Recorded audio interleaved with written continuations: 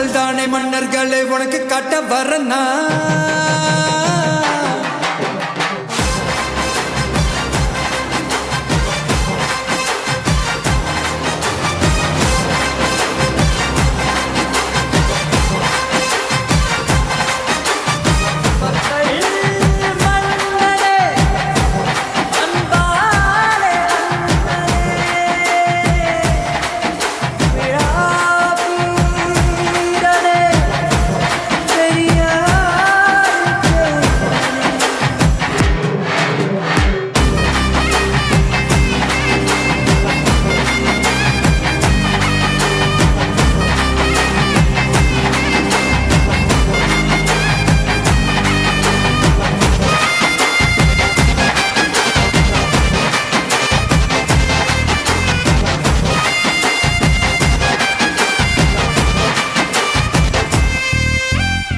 நாகப்பட்டினத்தை தொடர்ந்து திருவாரூரில் சற்று நேரத்தில் தவேக தலைவர் விஜய் பிரச்சாரம் மேற்கொள்ள இருக்கிறார். கூடுதல் விவரங்களை வழங்குகிறார் செய்தியாளர் ராஜகுமரன். ராஜகுமரன், வணக்கம். விவரம்.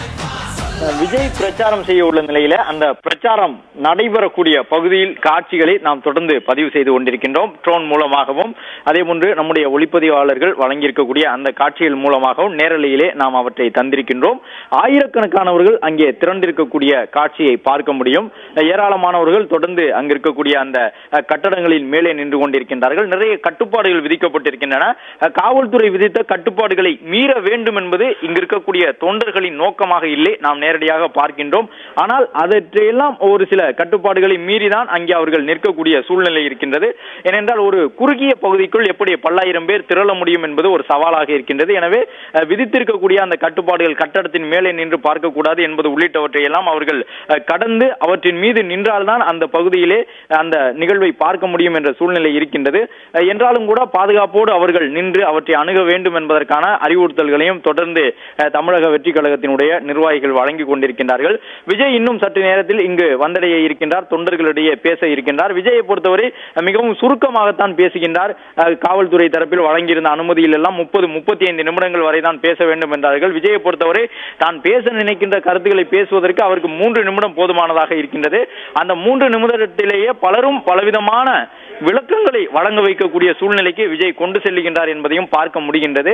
அதுபோன்று கூர்மையான விமர்சனங்களை முன்வைக்கின்றார். மக்களை எளிதாக ஈர்க்கக்கூடிய விதத்திலே விஜயினுடைய பேச்சு இருக்கின்றது.